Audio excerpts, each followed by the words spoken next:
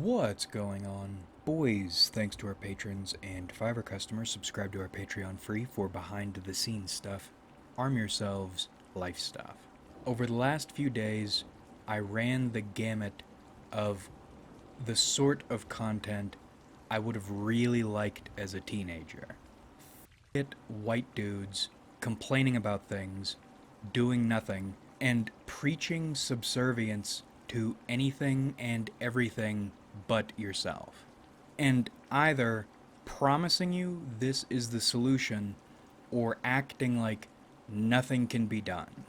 And talking about one another's penises a lot. White guy culture, you are the thing you're afraid of. You don't need to be worried about eating the bugs when you act like bugs. And even if you wanted to resist it, this, as with everything else this subset cares about, what does your resistance look like? Irony, circle jerking, and inaction. We're talking about a number of things today, but we're starting here because I'm amazed it hasn't changed. It's been more than 10 years. Go back and listen to Nick DiPaolo. It's been 20 years. Probably even longer. It's repulsive to me because it's a trap that acts like an answer while sucking life and money out of anyone looking for an answer. They take your dissatisfaction and promise to answer it by teaching you to point at things that you don't like and then respond by subordinating yourself to someone or something else and acting like that's the masculine ideal. The masculine ideal is to point at something you don't like and then fucking cry and roll over and put yourself at someone else's feet and ask them to fix it for you. Or worse, pay them to tell you how to fix it. And it's the same thing. Fat white dudes. That's what you are, and that's why you've been losing for 20 years, and you'll lose for 20 more, and you'll pay for the privilege. There's something sick about a culture that teaches or trains your problem response to be rolling over and fussing with your penis a lot. That's not... You wonder why you're 30 now, and you associate most with teenagers. Now, this video is fucked sideways because there are about 12 topics here, and they're all overlapping. I guarantee you we will miss some, but bear with me. We're in whacked out mode. I was in executive mode for 8 hours today with 3 hours of sleep. My blood presently is black, but not as black as it was earlier. If I had made this video 4 hours ago, it would have been incomprehensible, but I would have felt a lot better. But we'll make do. Again, with all the overlap, I don't know how to tackle all this in a properly cohesive order, but going in swinging, femininity has nothing to do with women, and it is demonic. One of the videos I watched earlier was talking about the cultural saturation of femininity and toxic empathy, which, of the videos I watched, was interesting. The issue was he did the typical thing and wanted to compromise after talking all this shit about what femininity is. There needs to be a balance, but the male needs to be on top and the woman needs to be on bottom, but there needs to be a balance. Typical shit. After talking about the degree to which femininity has warped our cultural view, and that's the part I think he was right about. But he was wrong about a few other things. One, I don't think femininity is a woman centric thing because it's in dudes a lot, including dudes like this dude, ironically. And I hate femininity. That's something I've been trying to figure out for months now. What's the point of it? What's the good in it? I can't find it. I don't think it exists. It's a poison trap for your brain. If what you're here on this planet to do has anything to do with figuring this plane out. Yet, I don't hate women. And that's the part I've been wrestling with. Only to realize I've been wrestling with it because those two things are not necessarily connected. They've been attached linguistically and in large part pushed socially, or femininity pushed socially using women, but femininity is not women in the sense that women would be the ones producing it and spreading it. Femininity strikes me more as a malicious radio signal that has hit a bunch of receivers. And why do I hate it so much? Because there is nothing to compromise with within it. It exists to make you easier to victimize. And the dude was right about saturation. But once again, it goes further than you think. Look at the dudes whining about women whom they believe are these femininity generators. What is their plan of action for dealing with this thing they think is a threat to society and tradition? Complain about it and expect it to change. Act like your idea of what people should be doing is so much better and then continue to do nothing. Fixate on your and other dudes' genitals and what you do with them. You're complaining about the thing you are. And you can't even nail down the source correctly. Because let's think about quotes masculinity for a second. Now, dudes have thoroughly fucked that word up all on their own. So maybe that's not the word we should be using. But that's where the gender ciphers come in, but we'll get to them again, overlapping. There is a gender formerly known as masculinity. I would call it, if we're naming genders here, the blood of emperors. If your game on this plane as a Nostonaut is to figure out what this plane is and how to game it, or work out all the ways to game it, or work on something, whatever it is you're here to do, this is the gender you want to be. And although it would be associated with men, or the male, or the masculine, that's not the case. Because it doesn't have much to do with manhood. It has everything to do with truth and purpose and combat with the Matrix, tangling with space-time. It's Mehrunes Dagon, brought into a failed reality to rip it down and usher in the next Kalpa. This is the one true gender. Because what is its response to something either it doesn't like or about reality it smells is wrong?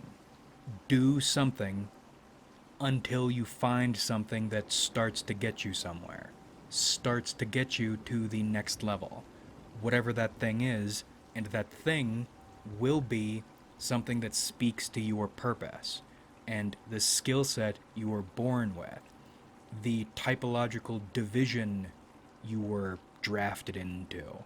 If you want to do a binary thing, this energy, this frequency, vibration, transmission, this gender is this, and everything else that is not this is something else.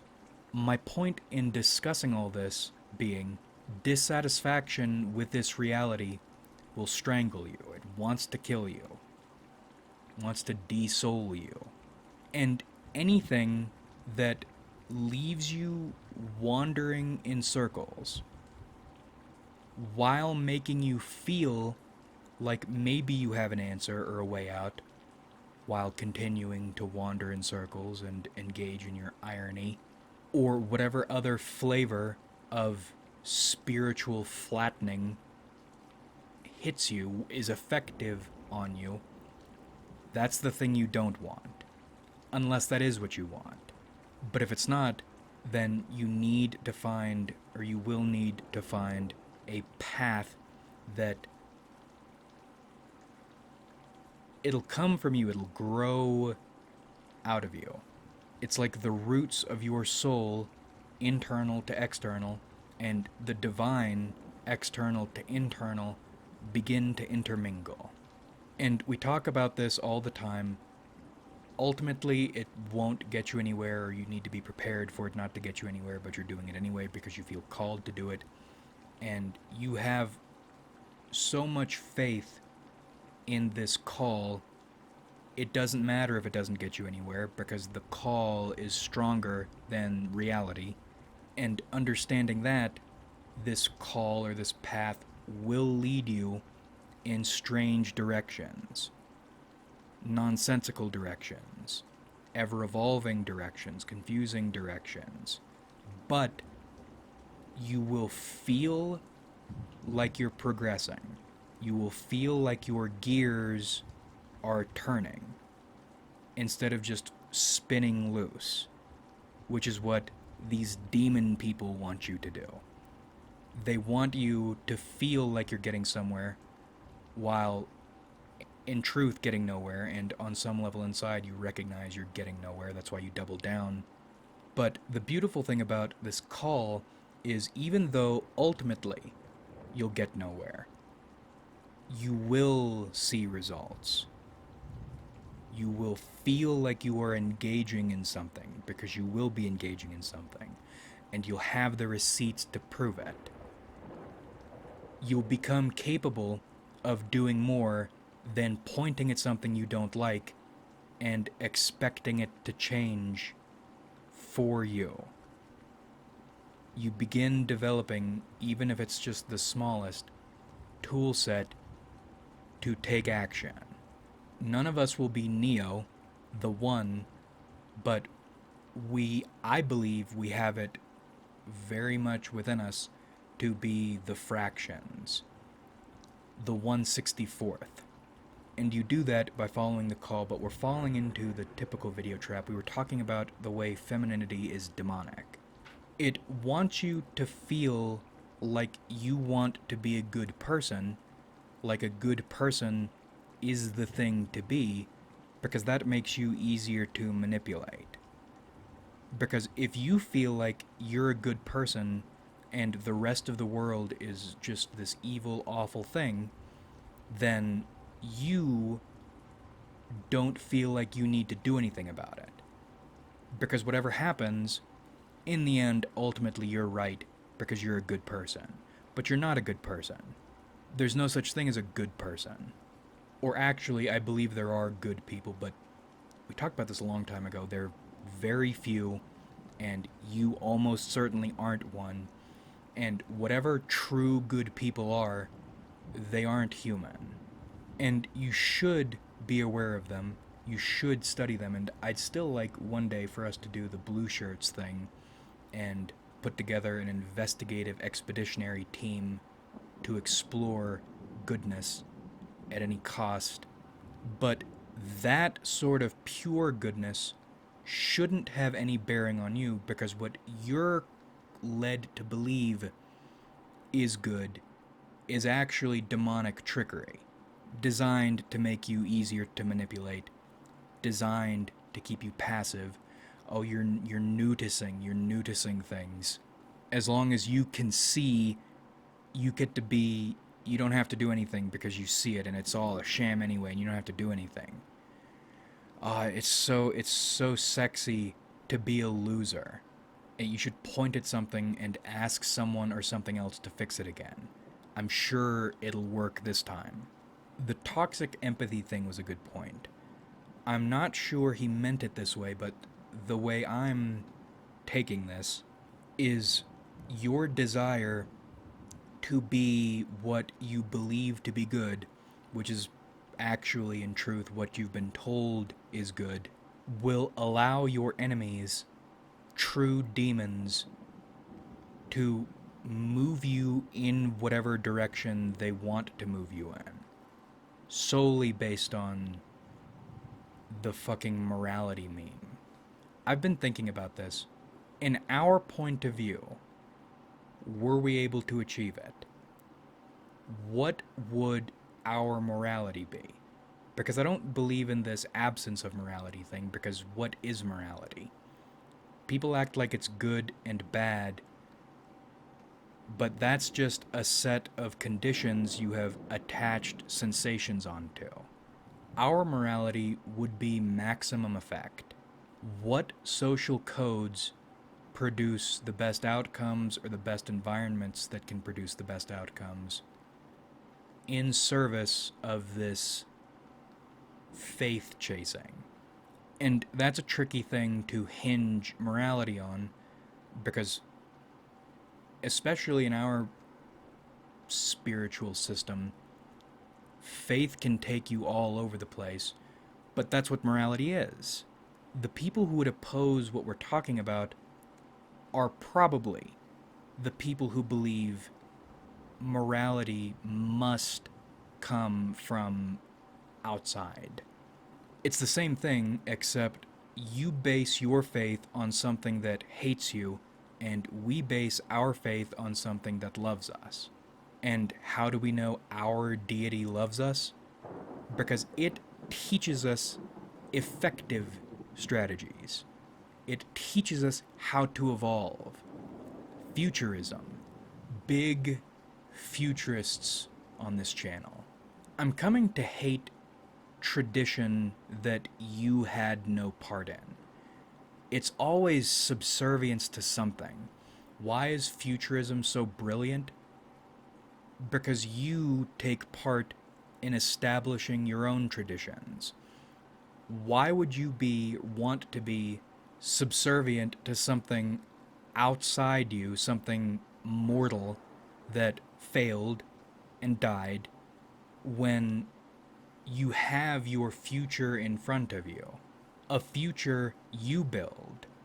Why are you trying to return to someone else's failed, dead, loser past when you have your bright, limitless future in front of you?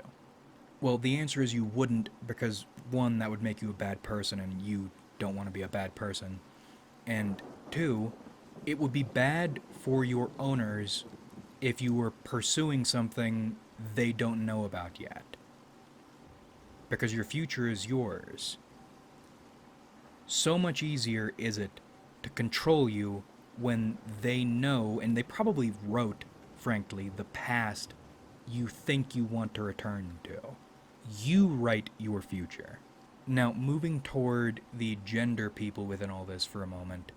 And this is all odd because I know I haven't gotten my point, but at the same time, I don't feel like I can make this point. Maybe that's how you know, or when you know, you're getting closer to the bounds of the Matrix. We're almost 20 minutes into an intro, and I feel simultaneously like we've made all the progress we can and no progress. But back to the gender people.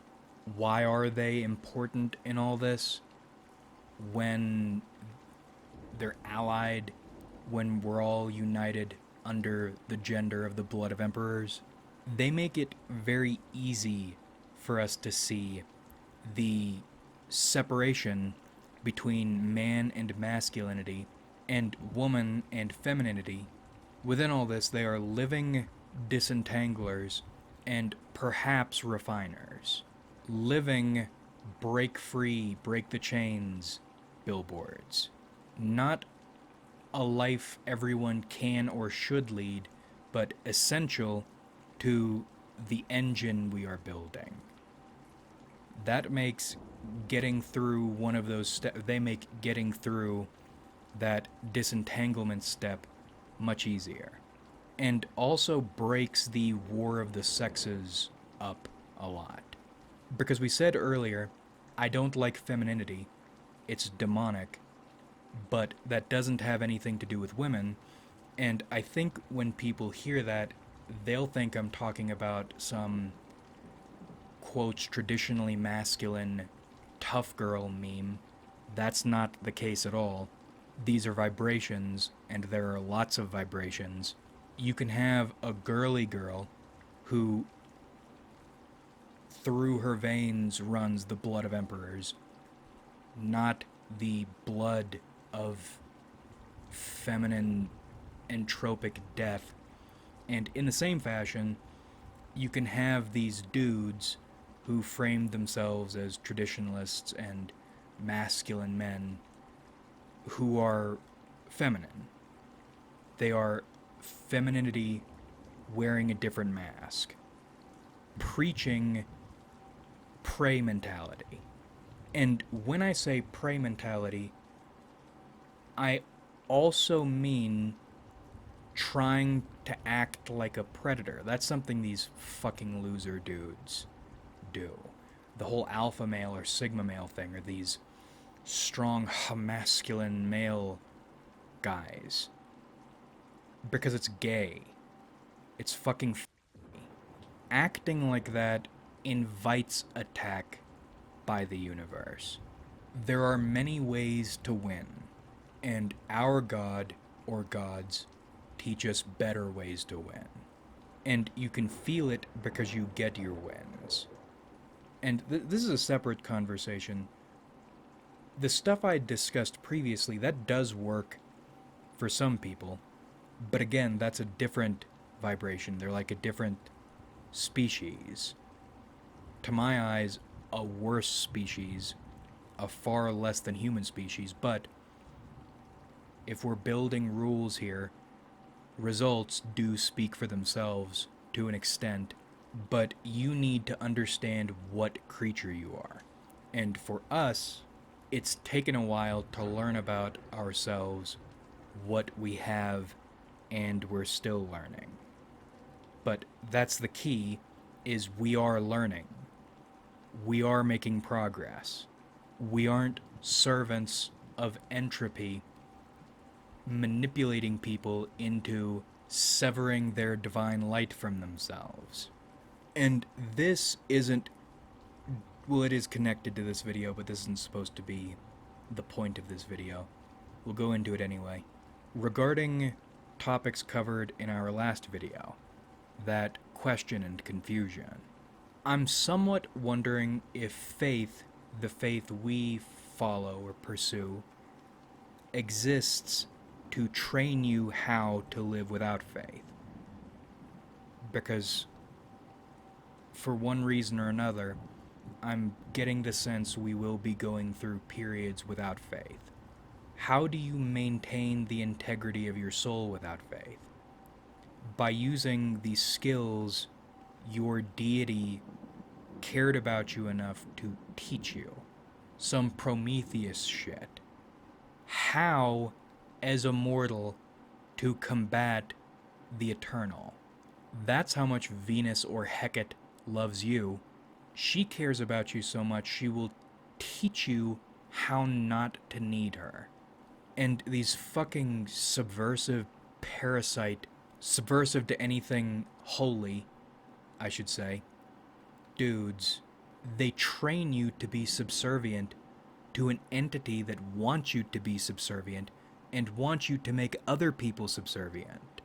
They talk constantly about needing to return to tradition and Christianity, or whatever their faith is, one of these fucking subservience faiths. And if your problem in life is that you feel powerless, that you feel like a poor little victim, victimized by the big, bad, unfair world, your answer is to turn to something that will deepen your powerlessness, that expects you not to challenge, that wants you to believe you can't do without.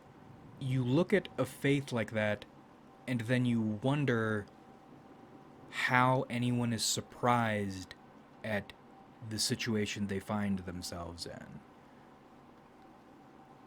It's sick. It's a deep spiritual sickness. And I'm coming to admire Venus or Hecate the more I think about it, because I don't want to live a life outside divine light or the divine wind. But how selfless is it? How caring is it?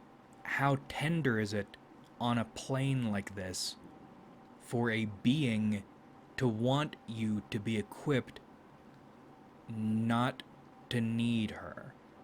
You might not want to live without her presence, but she knows you'll probably end up in situations you can't have her presence, and she's preparing you.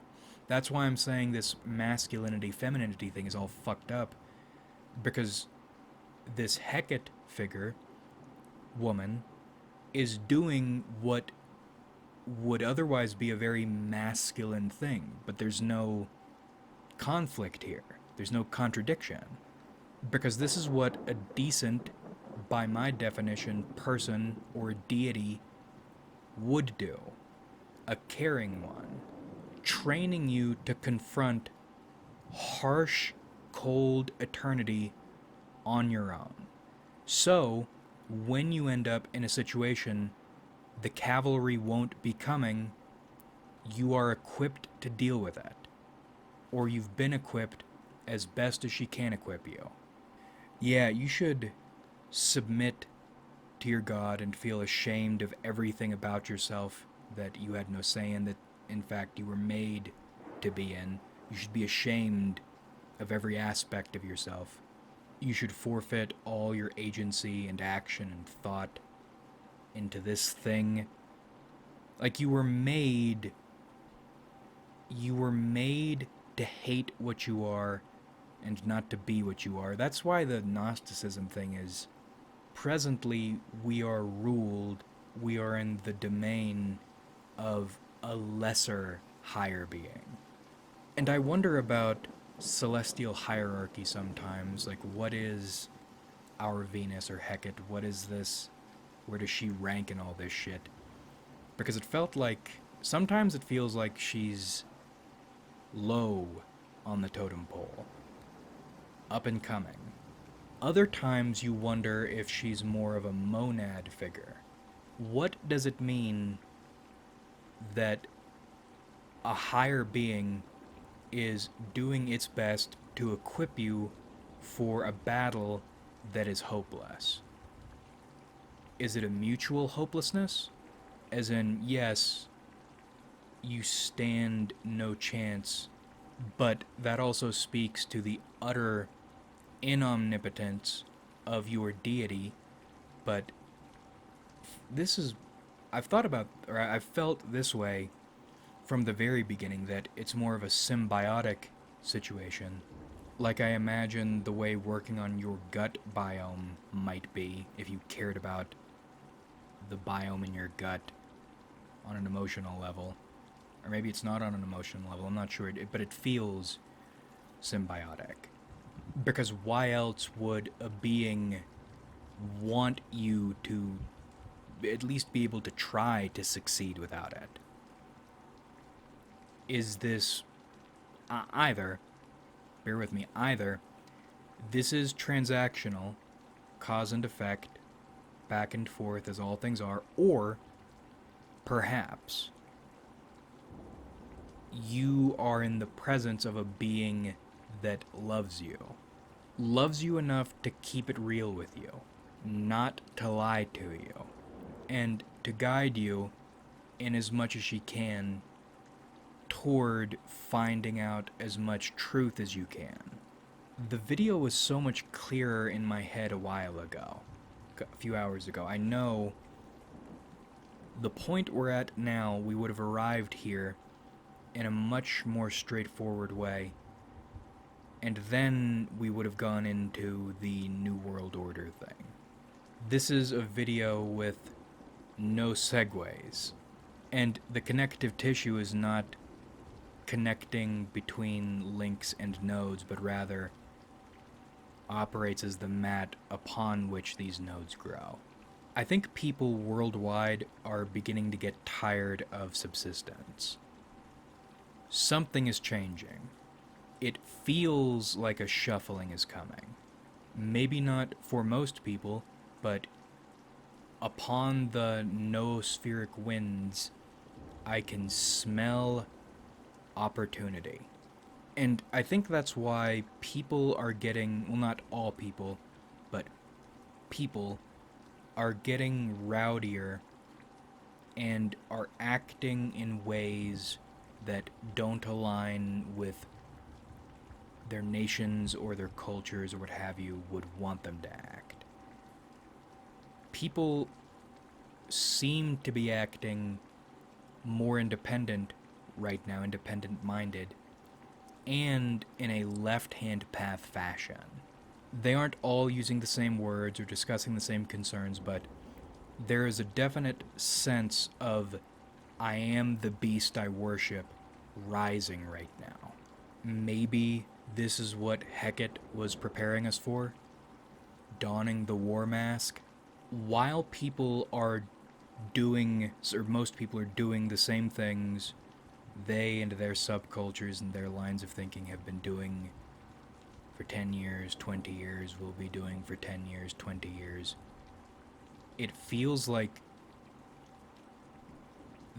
the ice is melting just enough, channels are opening just enough. Some people will be able to get through and reach places maybe they aren't supposed to. I think what's coming will be a skirmish for the ages, but it'll be quiet and it'll be fast. Maybe that's one of the reasons I'm being so critical about subcultures and sorts of people. When this shuffling happens, I don't want you not to take action because some talking head told you if you just, I don't know, what do people even talk about? It's always their fucking dicks or their vaginas or something. It's always that. One of these empowerment people or one of these irony people tells you not to act. I don't want you, or I don't want to see you. You do what you want to do. If on a list of things I would like to see, it would be you taking action uninhibited at the perfect moment, uninhibited by dumb motherfuckers. And it is heartening. Something I wrote in my notes is you don't need to like or agree with people to participate in a successful smash and grab with them. That's kind of how I'm feeling right now. It's, you have all these, not just the whiny white dudes, but all sorts of loser people teaching you to be loser people, to be prey. But then there are some people you can see, maybe they don't know why, but they're gearing up the same way you're gearing up. You know, getting into a low crouch, getting ready to move fast, and realizing this is maybe one of the only opportunities on the planet in which cooperation could be actual cooperation and people could mutually benefit. Perhaps even better because they don't like each other, or they have nothing in common, wouldn't get along otherwise. Friends of opportunity. You act like that's a bad thing. I don't think it always is. You've been groomed to have the capacity, maybe, to do what you need to do to get where you want to go, if you can stick with it, if you can call the bluff. But you need to decide what you want. Are you prepared to shed cherished ideas or sentiments that you probably should have already shed to get where you want to go. You need to make a decision because I think we're getting close to this opportunity. Maybe. Remember, things happen on a scale of years, and it's not like... I wrote in my Patreon logs, I've been writing discrete as in sneaky or quiet, as discrete as in solitary units. Here I'm using it correctly, discrete as in solitary units. Events are not discrete things that happen once and then they're over. An event can happen over the course of years on a low enough frequency you might not even realize it's an event. Maybe that's what we're about to walk into. But I can feel it. Something's happening. Because some people feel like they are getting ready to pounce once the bell rings. And when this happens, when it's go time, you can't be thinking about wanting to be a good person. You can't be looking at the past. You can't be thinking about tradition. You can't ask other people to do it. You can't cry and try to guilt other people into doing it for you. You can't ask God to do it for you. It feels like odds are good. God will be AFK during this. Are you ready to smash and grab and try to get what you want out of life? And there was an entire New World Order concluding segment to this video, but as you can hear, I'm fading. In essence, at least in the New World, or if we can poach people from other areas of the globe, I think in this global shuffling, when we decide to be our own beasts, there might be an opportunity for unity, but a different sort of unity. Unity of opportunity and ambition. We are united by being in the right place at the right time with maybe the skills to take advantage, the way other people can't or have chosen not to. We could be a web of united resources. The same way I'm sure our present powers that be are not all good buddies, but they are a web of resources and position working loosely to maintain one another's resources and position. We could potentially be the new rich, but more than on a money angle, or strictly on a power angle. Well, no, I'm talking about our powers that be as if there is no spiritual element to them, but of course there's a spiritual element to them. It's huge. The difference would be, maybe that's what we've been gearing up toward. Maybe this is what Hecate wants. Instead of being the shadow government and burning owls, we be the shadow government and goon to statues. I'm not wording this right. We're a seed, or maybe a sapling. I think we're about to be in a position in which we could break into the canopy and get our own sunlight and take up all the sunlight from the other trees. And if most people fall for the bullshit that keeps them away from either opportunities like these or the ability to seize upon opportunities like these, then fuck them. They don't deserve an opportunity. The overlap, our overlap, with the present powers that be, intense mystical focus. There's a new seat at the Pantheon, and we might have maybe it's a small seat, but we might have an opportunity to seat our girl, best girl, and benefit from everything that comes with that. Sans all the creepy, repulsive shit. Except for our creepy, repulsive shit, which we're open about. None of it's illegal. On the weird and fucked up and demonic and fucked up scale, we're decidedly on the weird and fucked up end. My point in all this is never, at all times, but especially now and in the near future, don't fall for stupid shit that will keep you from doing what you need to do, or make you hesitate when you need to do what needs to be done, or you will fumble this. And especially with the energy in the noosphere for people like us right now, you do not want to waste your opportunity for the power and the glory over some stupid shit. Even if you fail, and we probably will fail in this, whatever it is, at least you'll get good stories to tell that will further your strength and refine you, instead of just pointing at things and complaining and then expecting things to change and then getting old and dying. You imagine these people's lives. You have the blood of an emperor. Is it fitting for you to live out your life the way you see these people living out their lives? Don't do it. Don't fall for it. Like if you enjoyed, subscribe if you haven't.